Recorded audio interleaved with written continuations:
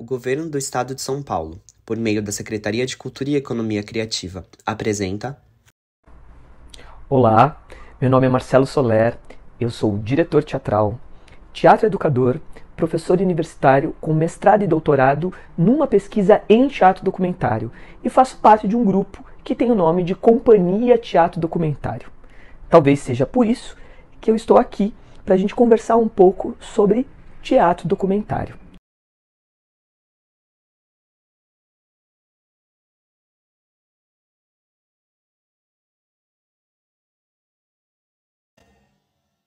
Teatro documentário.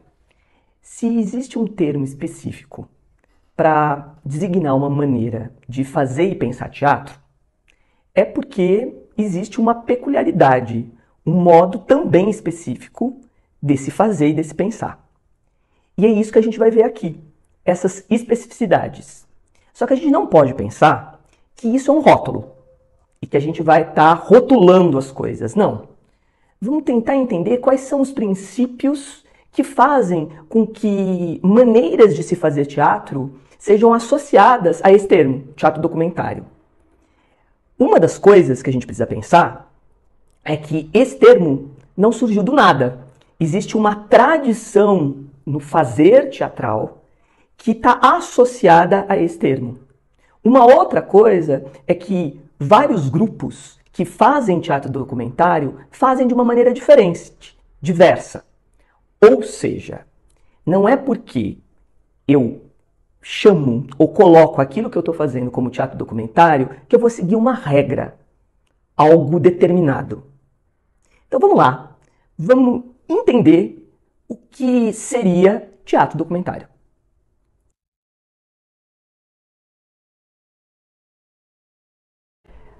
A primeira vez na história do teatro que aparece o termo teatro documentário foi num escrito do encenador alemão Irving Piscator, em 1929. Nesse escrito, na verdade um artigo que está dentro de um livro chamado Teatro Político, o Piscator ele fala sobre uma encenação que ele dirigiu em 1925, chamada Apesar de Tudo.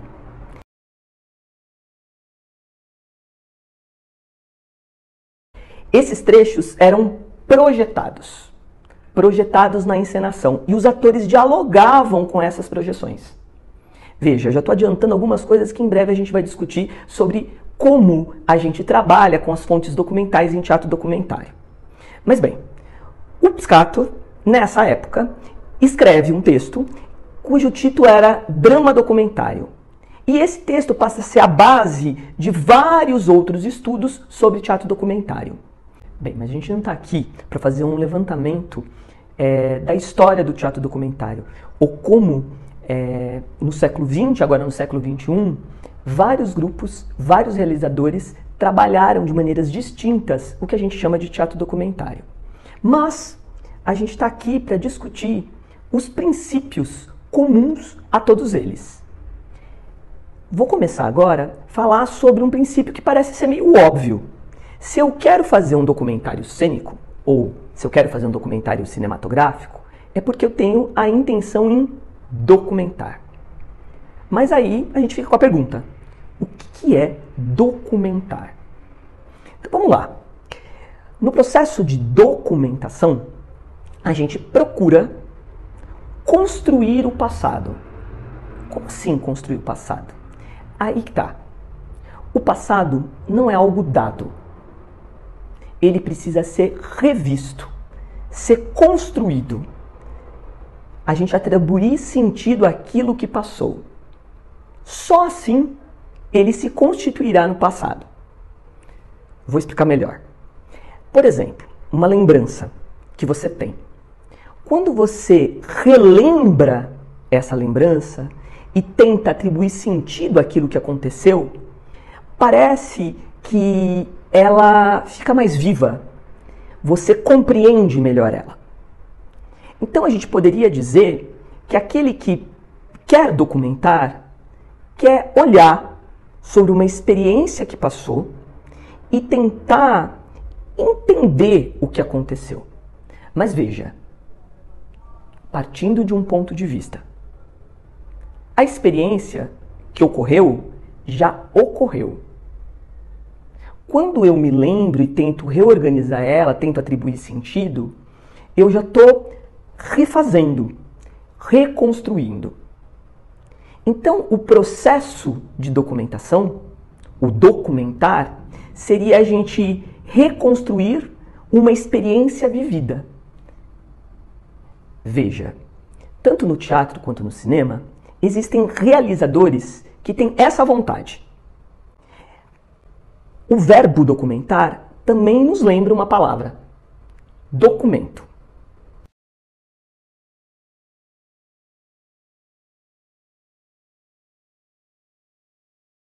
Então, a primeira coisa que vem na nossa cabeça são os documentos institucionais.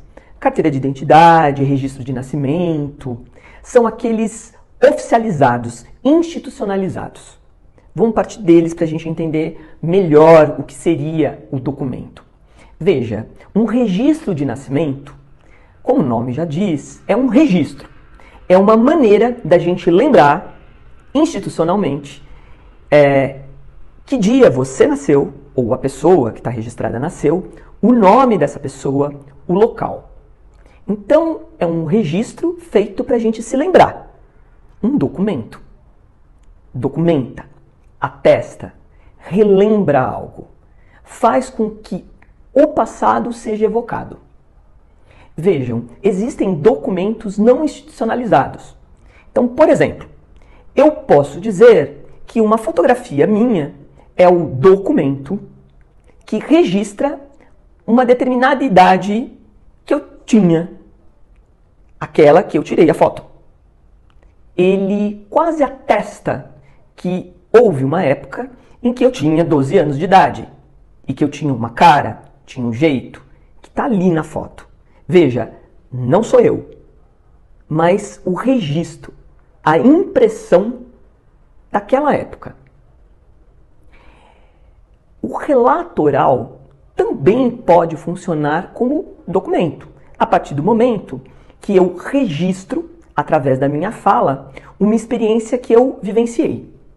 A primeira coisa que vem na nossa cabeça é que documento seria um dado de verdade. Será? E isso faz com que a gente não entenda, por exemplo, isso que eu acabei de falar, os relatos, como documentos. Mas olha, vamos pensar que o documento é um registro que é construído em determinada época por uma determinada pessoa. Então, por exemplo, o caso da fotografia dos 12 anos. Não necessariamente eu era igualzinho àquela fotografia. O olhar do fotógrafo, a luz que ele usou, a maneira como eu escolhi me vestir, é a maneira que eu quis que fosse registrado os meus 12 anos de idade. A mesma coisa, quando uma pessoa está relatando sobre algo, por exemplo, eu vou relatar para vocês a história da minha convivência com a minha mãe. Eu vou trazer o meu ponto de vista sobre essa convivência. E talvez eu até minta ou invente alguma coisa. Ainda assim, faz parte do meu relato.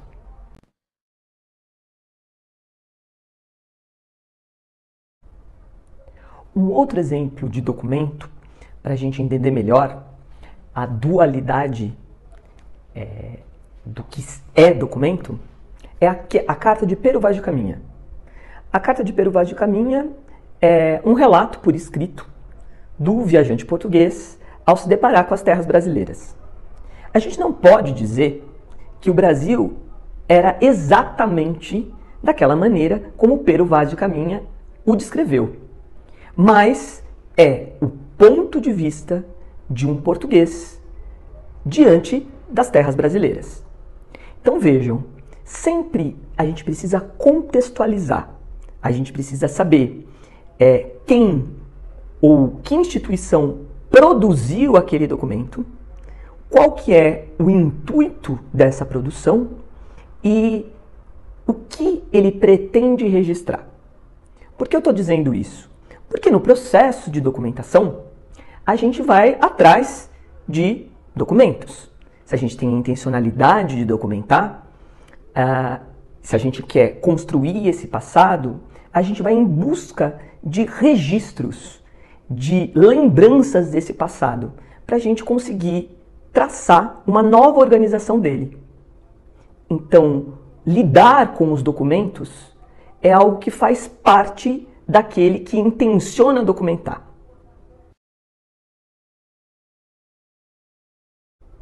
Então, tem a intencionalidade de documentar. Documentar o quê? Um momento histórico, um fato, uma pessoa, um processo de criação musical, um diagnóstico, ou até investigar.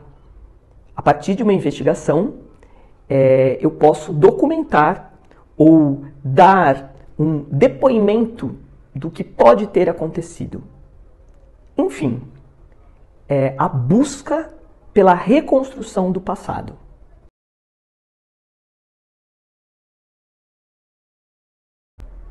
E aonde eu vou atrás de documentos? Ou aonde eu recorro a partir do momento que eu tenho a intencionalidade de documentar? Arquivos? Sim. Os arquivos institucionalizados ou não, a pesquisas de internet, de livros de história. Mas existe algo que também pode ser muito interessante nessa procura, que é ir a campo. Ir atrás de pessoas que possam fornecer relatos, objetos que dentro de um contexto vão se transformar em documento, em breve eu vou falar sobre isso, fotografias, outros tipos de imagem. A pesquisa de campo é muito normal num processo de teatro documentário. Mas veja, você deve estar se perguntando, mas muitas peças de teatro, elas partem de uma pesquisa documental, mas não necessariamente têm o nome de documentário cênico. E aí? Sim, você está certo. A intencionalidade de documentar não necessariamente vai fazer com que a pessoa queira construir um documentário cênico. Mas veja, é a partir dela que a gente tem esse caminho. Então, além da intencionalidade de documentar, o que mais poderia nos conduzir para a criação de um documentário cênico?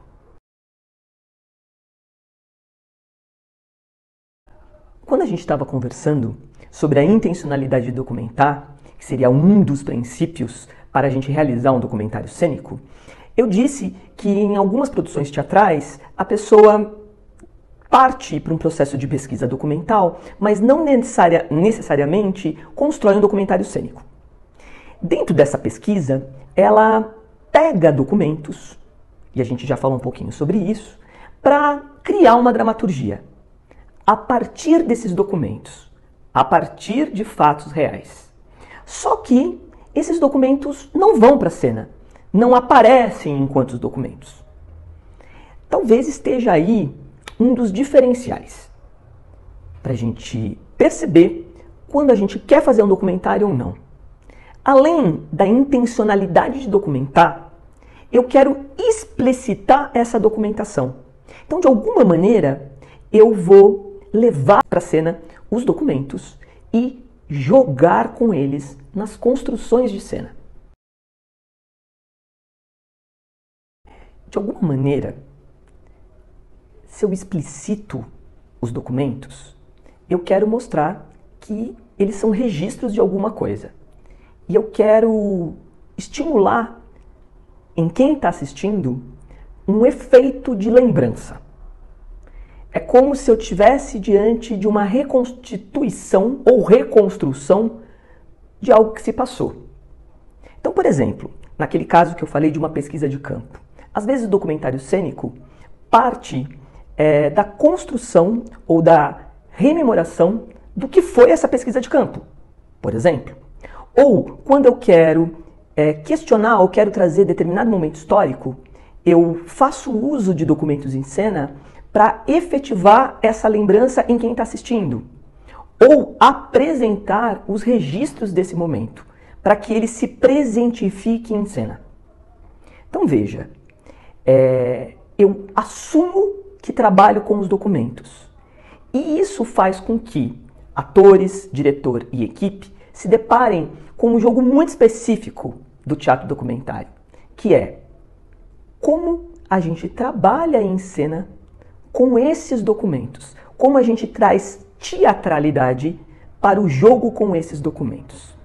Eu vou trazer um exemplo para vocês de uma encenação que eu dirigi em 2019, na cidade de São José dos Campos, com um grupo de teatro chamado Companhia do Trailer. O nome da encenação é Desterro.doc. Eu nem vou falar muito sobre a sinopse dessa encenação ou sobre como ela se desenvolveu, mas eu vou falar de uma cena em específico. Eu vou direto para o assunto. Em determinado momento da encenação, a gente tem a projeção da página de Facebook de uma das atrizes. Nesse momento, a atriz se encaminha diante dessa projeção e diz: essa daqui é a Karen. Só que pela foto de capa do Facebook, a gente percebe que quem está falando da Karen é a própria Karen. E a partir daí, ela começa a tecer o histórico da vida dela a partir das imagens do Facebook. E ela começa a problematizar aquilo que ela quer que as pessoas achem da história dela quanto mulher. Veja, o uso dessas imagens tiradas do Facebook, a relação do corpo da atriz diante dessas imagens e o jogo de cumplicidade com os espectadores faz com que a cena tenha um efeito sobre a plateia muito específico. Quem trabalha com teatro documentário tenta brincar com os efeitos do documento sobre quem assiste, sobre a plateia.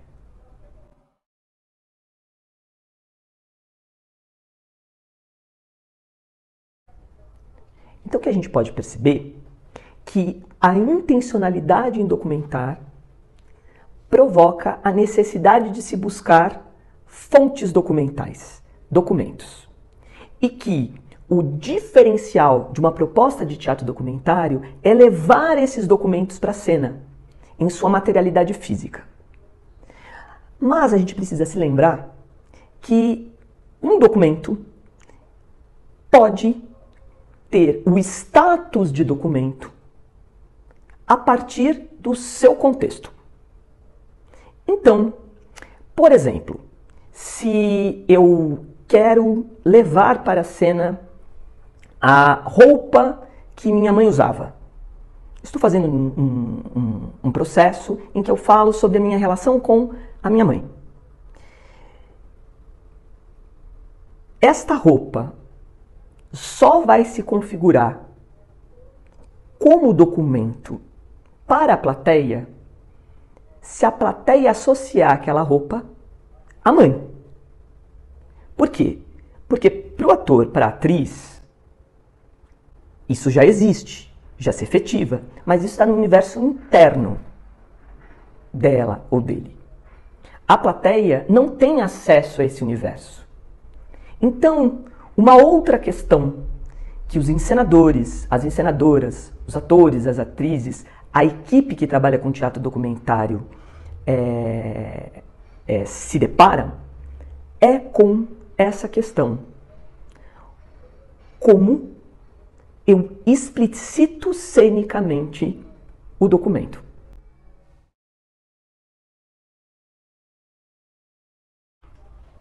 Nos estudos contemporâneos de história, o relato oral ganha status de documento. E o que a gente percebe é que também nas encenações contemporâneas, cada vez mais a gente observa em cena o relato de pessoas, sejam atores e atrizes que acabam relatando a sua experiência, como também pessoas que não são necessariamente atores e atrizes, mas que são uma espécie de especialistas naquilo que está sendo discutido pela encenação. A presença destas pessoas, ou do relato de atores e atrizes em cena, também funcionam como a presença de documentos, a presença da memória, a presença da lembrança. Às vezes, isso pode funcionar numa encenação como um momento documental. Mas quando se está articulado com um todo, quando se tem aquela intencionalidade, como eu disse, de documentar, e está articulado com outros registros, a gente tem um efeito muito forte em termos documentais.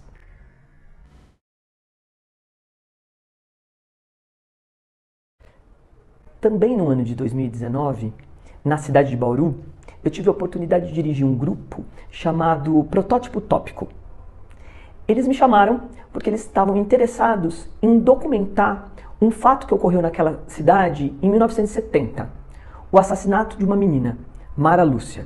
Um assassinato com requintes de crueldade. Bem, se existe a intencionalidade de documentar, fomos fazer uma pesquisa em arquivos sobre aquele assassinato. Tivemos então a necessidade de partir para campo. E ao partir para campo, nós encontramos uma amiguinha desta menina. Essa menina morreu com 8 anos de idade, 8 para 9 anos de idade, em 1970. A amiguinha dela, hoje, era uma senhora de 60 anos.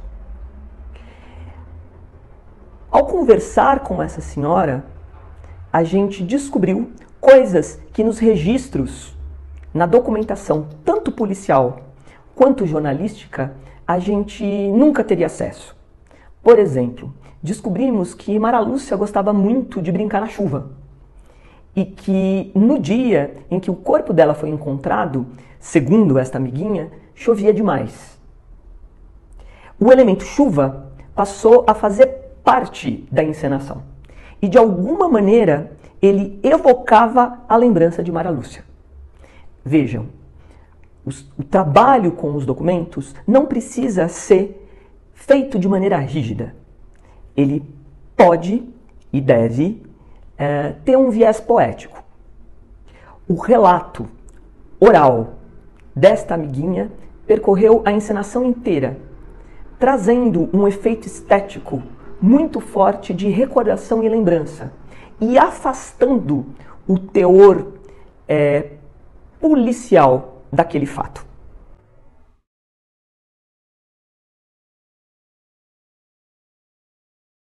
Ao levar atores não profissionais para a cena, ou seja, pessoas comuns, para trazerem os seus relatos, nos deparamos com uma outra questão que é muito importante de ser debatida ao se pensar numa produção em teatro documentário, que é a relação ética com os envolvidos, principalmente com aqueles que não têm uma bagagem de conhecimento sobre o mundo teatral.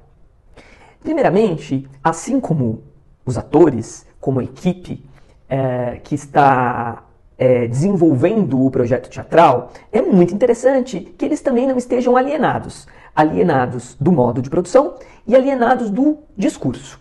Então, por mais que muitas vezes eles venham fazer apenas uma intervenção na encenação, falar sobre uma memória que dialoga com a temática que está sendo discutida pelo documentário cênico, é muito importante que eles tenham uma ideia do todo e eles saibam o porquê eles estão ali dizendo isto.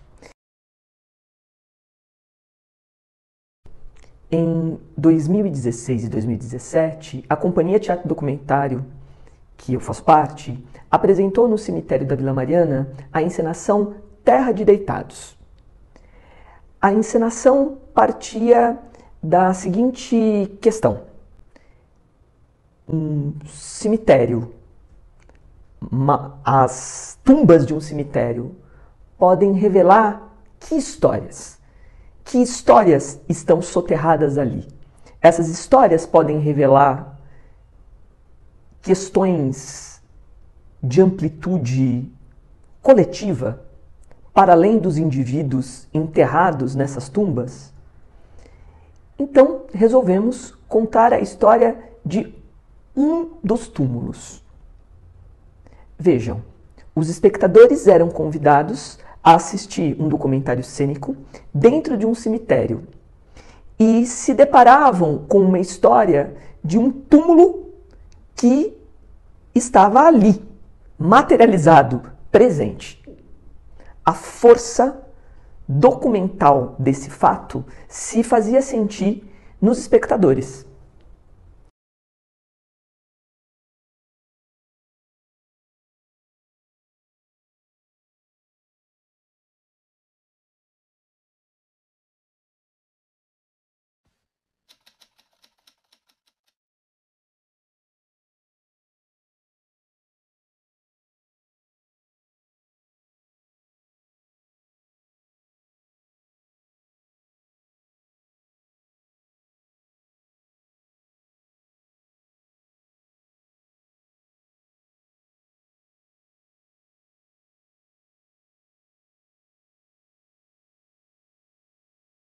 Então nós vimos que os princípios que fazem com que a gente considere que algo é teatro documentário se pautam pela intencionalidade de documentar e pelo trabalho sobre com os documentos explicitados em cena.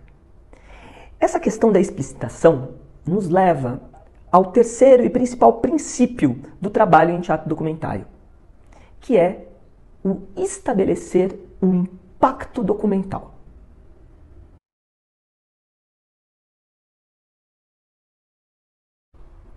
Quando a gente vai assistir uma peça de teatro ficcional, a gente estabelece um acordo implícito com aquilo que a gente está assistindo.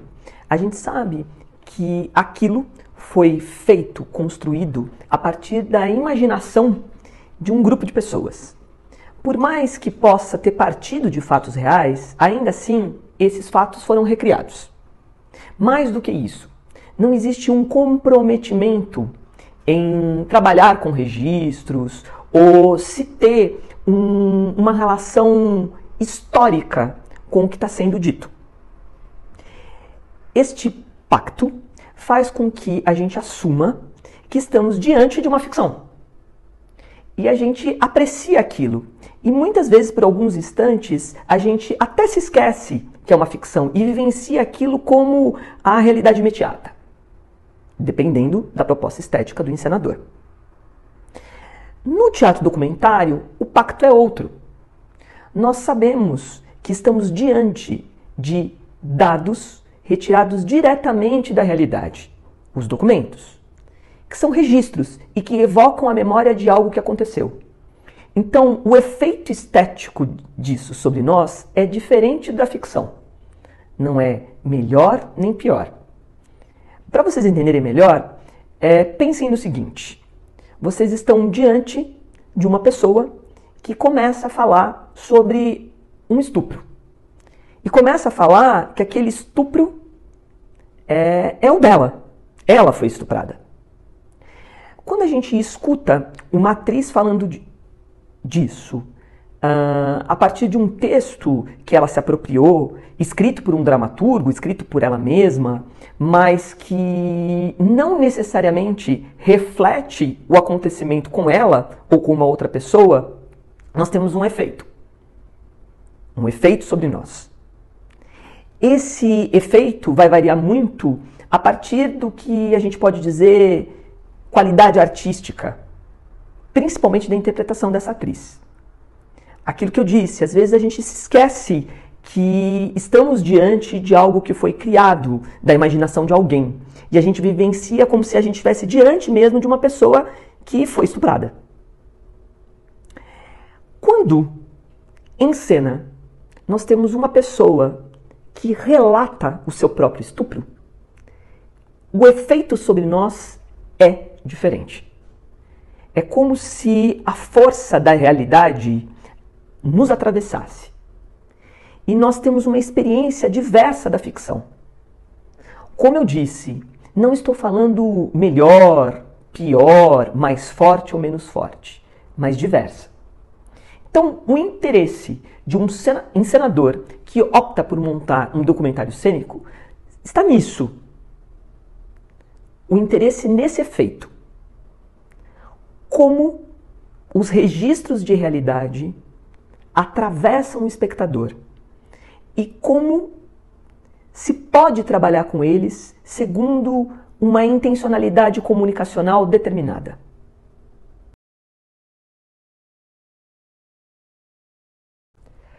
Ao pensar no pacto documental, uma proposta em teatro documentário vai dialogar com o próprio fazer contemporâneo em teatro.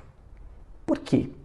Se leva em conta que o fenômeno teatral ele só existe com a presença do espectador. E veja, esse espectador passa a ser um co-criador. É ele que vai fazer com que o documentário seja documentário. Portanto, sem o estabelecimento do pacto, não existe documentário. Existe uma encenação que ainda vai ser entendida como ficção. É bom a gente se lembrar que o repertório do espectador ele é cheio de referências de obras ficcionais. Mesmo hoje, em que o interesse sobre teatro documentário ou outras manifestações teatrais que dialogam com esse campo é muito grande, ainda hoje não se é tão difundido essa maneira de se fazer e pensar teatro. A ficção ainda é mais oferecida. Logo, o repertório do espectador está cercado disso. Veja, quando ele vai ao teatro, ele espera encontrar uma obra ficcional.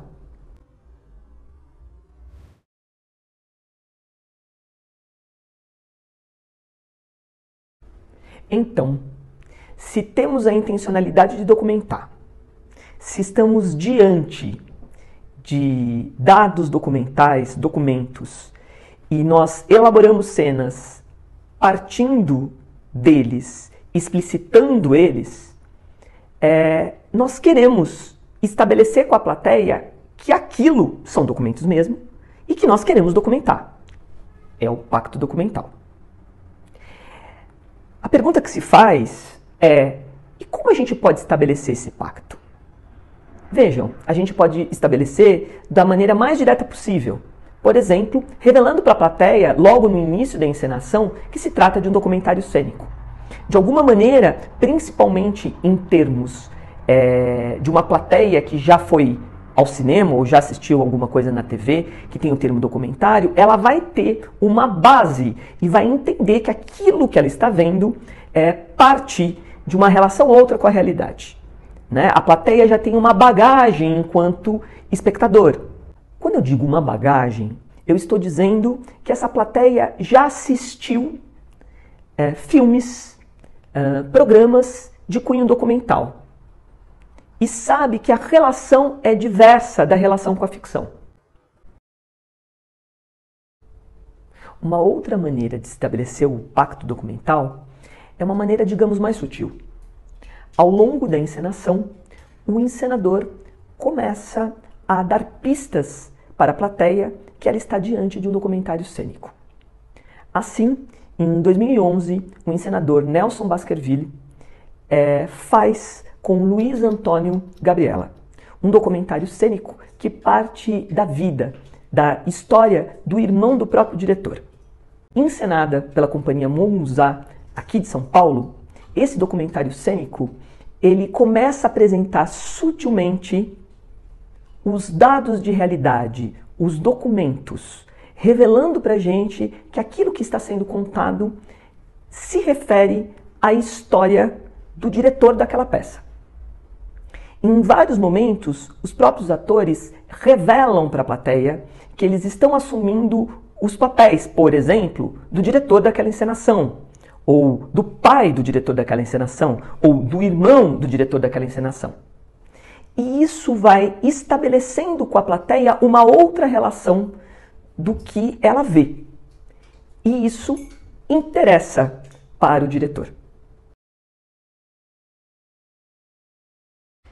Se estamos falando de construção ou reconstrução de passado, nós estamos falando de memória. De relembrar, de rememorar. E aí, uma das coisas que é muito interessante para quem quer trabalhar com teatro documentário se perguntar é: o que devemos lembrar? O que é necessário lembrar? O que é necessário atribuir sentido? Isso é muito importante porque aí advém do porquê da necessidade de se documentar. Então, se você está pensando em fazer teatro documentário, se você está pensando em entrar um processo de teatro documentário ou propor um processo de teatro documentário, é muito importante se perguntar: se estou optando por isso, por que estou optando? Qual a necessidade que eu tenho de rememorar? Mais do que isso, o que quero rememorar?